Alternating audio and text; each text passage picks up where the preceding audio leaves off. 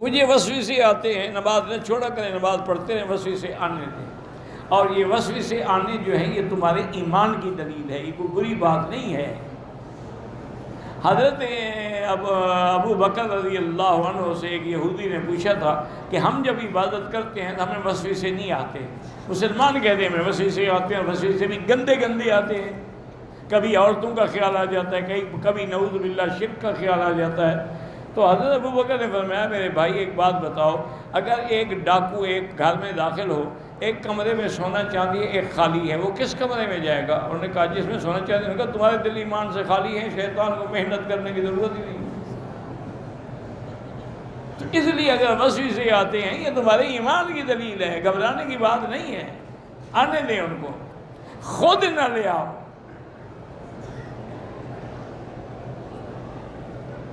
اصل کے بعد اگر طواف کریں افضل یہی ہے سب کے نزدیک کہ 2 رکعت واجب جو ہیں مغرب کے بعد پڑھیں۔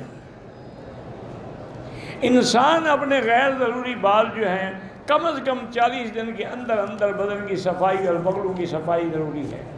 ویسے اس سے پہلے بھی کریں، جمعہ کے دن کر لیں، ہر ہفتے میں کر لیں۔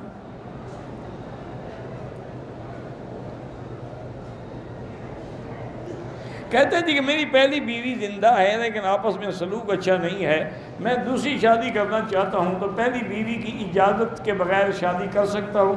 یہ تو میں نے کئی دفعہ تقریر میں کہا ہے، ایک آدمی جو پہلی بیوی سے پوچھے اور ایک مولوی مکی سے مسئلہ پوچھے وہ کبھی شادی نہیں کرے گا۔ اللہ کے بندے پہلی بیوی بھی کبھی اجازت دیتی ہے؟ 80 سال کی ہو جائے، پاؤں قبر میں ہوں، پھر بھی اجازت نہیں دے گی۔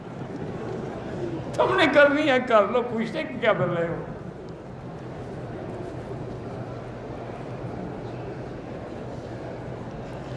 طواف شروع کیا، کندھے سے احرام اتارنا بھول گیا پہلے چکر میں، دوسرے میں اتار، کوئی حرج نہیں ہے، کچھ نہیں ہوتا ہے۔ میری شادی 1 سال پہلے ہوئی، مجھے نہیں پتا میرے شوہر کو کوئی عورت پسند تھی، ایک بچہ بھی ہے، لیکن میرے سسر نے زبردستی کی میرے شوہر پر، اب میرا ایک بچہ بھی ہے لیکن میرا شوہر اس غیر عورت سے ملتا ہے، ملنے تو تمہیں کیا تکلیف ہے؟ تم جتنی چڑا ہوگی نا وہ اور ملے گا، بدلہ ایک دن انجام یہ ہوگا کہ طلاق لے کے گھر جاؤ گی۔ ملتا ہے، دفع ہو سکتا ہے اس کی بیوی ہو، وہ بھی اگر اس کی بیوی ہے تو شریعت نے اس کو 4 کی اجازت دی ہے، اس میں چڑنے کی کون سی بات ہے؟ اور خاص طور پہ یہی ہمارے ملک میں جو ہندوؤں کی رسم ہے نا جی، کہ پہلی بیوی دوسری کو دشمن سمجھتی ہے، یہی بات ہے جو گھر تباہ کر دیتی ہے۔ یہاں دیکھو عرب میں 4 بیویاں ایک گھر میں رہتی ہیں۔ اچھا اللہ کی شان یہ ہے، میں نے ایسے گھر بھی میں جانتا ہوں کہ ایک بیوی کے بچے دوسری پالتی ہے، اس کے بچے یہ پالتی ہے، اس کے بچے اسی دوسری ماں کو ماں کہتے ہیں، اس کو ماں ہی نہیں کہتے۔ سب کا لباس برابر، سب کی رہائش برابر، سب کا خرچہ برابر، آنا جانا برابر۔ اگر کبھی حج پہ ہیں سب کے سامنے بیٹھ کے قرعہ ڈالتے ہیں، جس کا قرعہ نکلے گا اس کو لے کے جائیں گے، تو کیوں لڑائی ہو؟ میری بیٹی لڑائی شڑائی چھوڑ دے، بلکہ تم خاوند کے ساتھ اور زیادہ خوش ہو کے پیش آؤ، اور اس کے آنے سے پہلے تھوڑا سا میک اپ شیک اپ شگار بھی کیا کرو۔ یہ تو نہیں جب وہ گھر میں آئے تو دیکھے ایک ڈائن بیٹھی ہوئی ہے، تو اب وہ دوسری بیوی کے پاس نہیں جائے گا تو کیا کرے گا؟ نہیں، میں مذاق نہیں کر رہا، حقیقت ہے۔ اسی لیے کیوں لوگ نعوذ باللہ طوائفوں کے پاس جاتے ہیں؟ وہ کوئی زیادہ خوبصورت ہوتی ہے، جن کی شکل اگر آپ دل کو دیکھیں تو آپ کو تھوکنا بھی پسند نہ ہے، ان کے چہرے پہ لعنت برس رہی ہوتی، لیکن کیا ہے کہ وہ بن سنور کے تیار ہو کے خاوند کے مرد کے ساتھ خوش کرنے کے لیے ہر حربہ استعمال۔ اور گھر کی بیوی تو جاؤ تو لڑتی ہے، آج نسوار نہیں ہے، آج آٹا نہیں ہے، آج بچوں کا کھانا نہیں ہے، آج دودھ نہیں ہے۔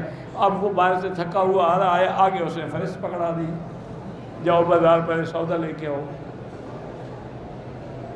کچھ علماء نے پگڑی کو غیر سنت قرار دیا ہے، پگڑی حضور کی سنت ہے، بیوقوف آدمی، ساری زندگی حضور نے پگڑی باندھی ہے، یہ کوئی بات ہے؟ یہی مصیبت ہے نا کہ آج کل نئے نئے مولوی نکل رہے ہیں۔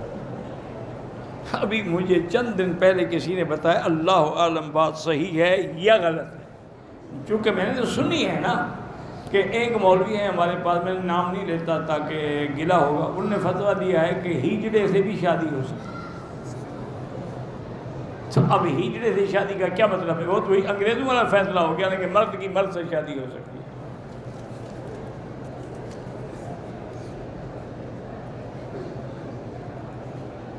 کہتے ہیں طلاق بائن جو ہے یہاں رجوع کر سکتے ہیں، حق مہر تو ہر حال میں دینا ہی دینا ہے۔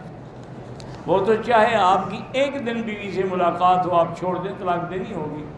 جب یعنی خلوت صحیحہ ہو گئی یا ہم بستری ہو گئی تو حق المہر تمہارے ذمے ہے۔ باقی طلاق بائن تک تو رجوع کر سکتی ہو، لیکن طلاق مغلظہ ثلاثہ جو ہے پھر رجوع نہیں کر سکتی۔ کہتے جی مسجد عائشہ سے احرام باندھنے پہ لوگ اعتراض کرتے ہیں، اللہ ان کو ہدایت دے، ان کو چھوڑیں، تم کرتے رہو۔ وہ اعتراض کرتے رہے۔ اعتراض کس بات پہ نہیں کرتے؟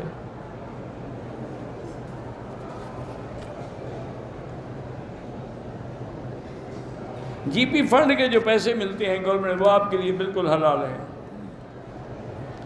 ہمیں 5 لیٹر زمزم ملنے کی اجازت ہے، اس میں سادہ پانی ملا ہے نہ ملا ہے، میرا مشورہ تو یہ ہے کہ نہ ملا ہے، جو بھی ہو تھوڑا تھوڑا کر کے سب کو دے دیں۔ عمرے کے بعد حج فرض نہیں ہوتا، دم ادا کرنے سے عمرہ تو انشاءاللہ پہلے بھی قبول ہے، لیکن دم جرمانہ ہے، ادا کریں۔ میرے بھائی کا انتقال ہو گیا، اس کو میں قرآن پڑھ کے ثواب بخش سکتے ہیں، صرف امام شافعی قائل نہیں ہیں، باقی سب ائمہ کہتے ہیں جائز ہے۔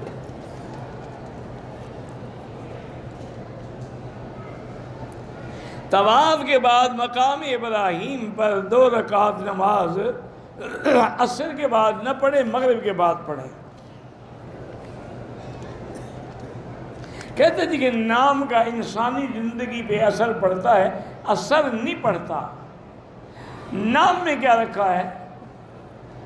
لیکن حضور نے فرمایا کہ ایسا نام نہ رکھو کہ جس کے ذکر کرنے سے غلط ایک آدمی سے آپ نے پوچھا کہ نام کیا ہوگا؟ حرب۔ آپ نے کہا اچھا، جب تمہیں بلائیں حرب، حرب یعنی جنگ ادھر آؤ، تو ایسے نام نہ رکھا کہ جس کے بلانے کے اندر نفرت ہو، جس کے بلانے کے اندر جھگڑا پیدا ہو۔ اچھا نام رکھیں تاکہ جس کے بلانے کے اندر خیریت ہو، اچھائی معلوم ہو، ورنہ نام کا تو اثر نہیں ہوتا۔ احرام کے دوران میں اگر بال کوئی نکلا، کوئی دم شم نہیں ہے، دم پڑتا ہے، خود احرام کی حالت میں بال نہ کاٹو۔ کوئی گر گیا، کوئی وضو کرتے ہوئے گر گیا، کچھ نہیں ہوتا۔